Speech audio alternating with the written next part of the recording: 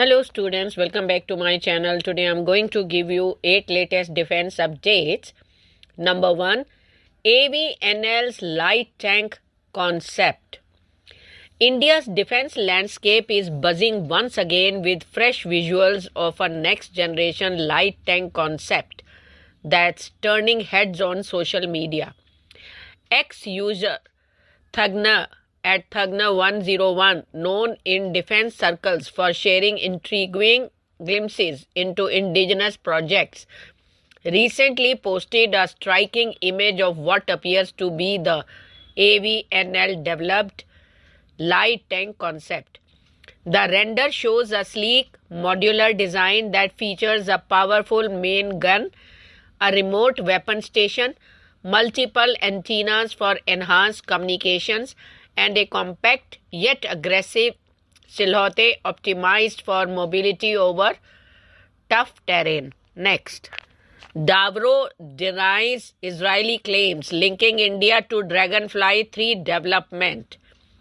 Armenian drone manufacturer Davro LLC has fired back firmly at recent allegations swirling in international defense circles, denying claims that its Dragonfly-3 loitering munition is a copy of Israel's IAI Harap system or relies on technology funneled through third parties, including possible Indian-supplied components.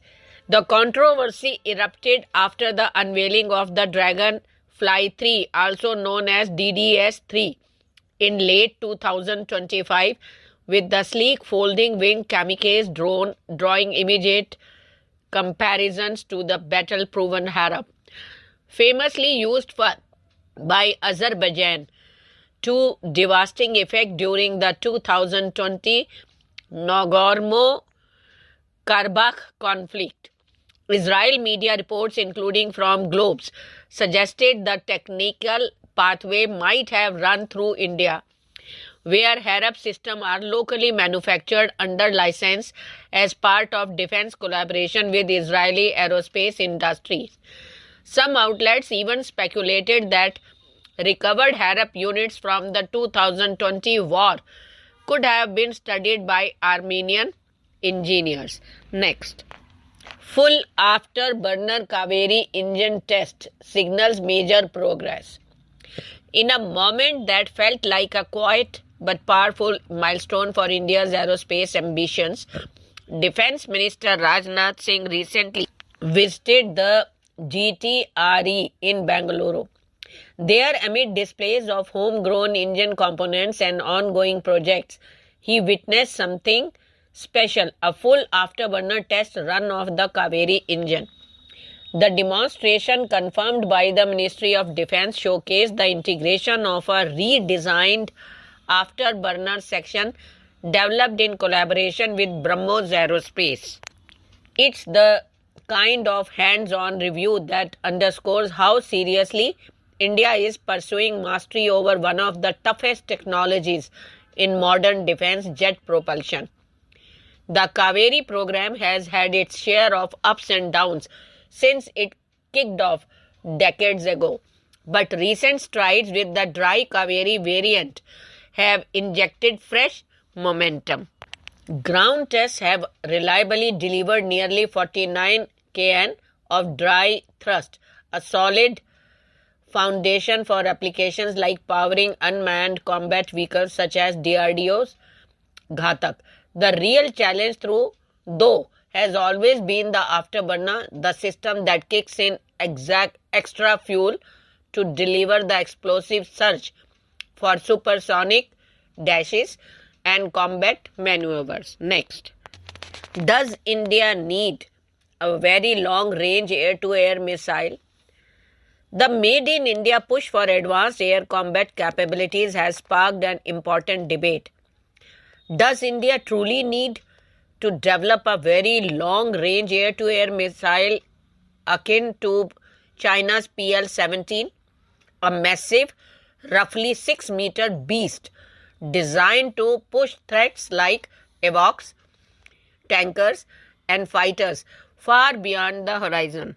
The PL-17 stands out for its sheer scale and purpose. Nearly 2 meters longer than standard missiles like the PL-15 or AMRAAM. It relies on thrust vectoring nozzles to stay agile at extreme altitude where conventional control surface lose effectiveness. Its size limits internal carriage on stealth platforms like the J-20. Next. Why engine choices matter. Debate over engine selection for India's indigenous fighter programs resurfaces periodically, especially when discussions turn to whether the Indian Air Force and DRDO should have leaned more heavily on Russian propulsion expertise. During the light combat aircraft journey, advocates of that view often point to Russia's long fighter engine lineage. Yet, veterans and historians frequently counter with a reminder. India's own operational experience with early Russian engines was far more complicated than many remember. The Indian Air Force induction of the Mikoyan MiG-29 in the late 1980s, powered by the Kilmov RD-33, offers a case study in how engine reliability, logistics planning, and production quality can shape combat readiness just as much as raw performance. When the MiG-29 entered Indian service, expectations were high.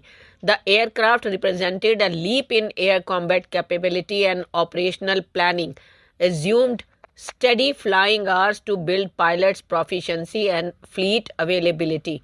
However, operational records and engineering assessments from the early 1990s described a pattern of premature engine removals that disrupted those plans.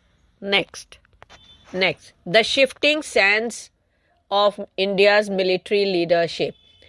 India's defense and military security posture since gaining independence in 1947 has been overwhelmingly shaped by the Indian Army, a dominance that was both inevitable and deeply rooted in the nation's early geopolitical realities. The nascent republic faced immediate threats along its land borders, leading to a series of ground-centric conflicts that underscored the Army's primacy. The 1947-48 Indo-Pak War, fought over Kashmir, marked the first independence military engagement, where joint operations between the Army and the fledgling Air Force highlighted the ground forces' central role in territorial defense. Next, ATGG engine starts taking shape for lightweight cruise missile platform. India's long quest for indigenous propulsion capability has moved a decisive step forward as Azad engineering officials have confirmed that the country's first fully indigenous gas turbine engine is in the final stages of development.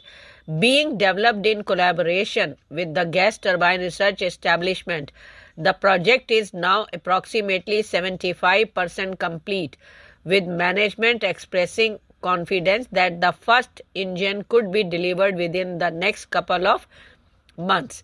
At the heart of this effort is the ATGG, a compact turbojet engine that represents a scaled-down and lightened derivative of GTRE's Manik engine, formerly known as the small turbofan engine. Next, delivery of D2 and D3 Kaveri derivative engines.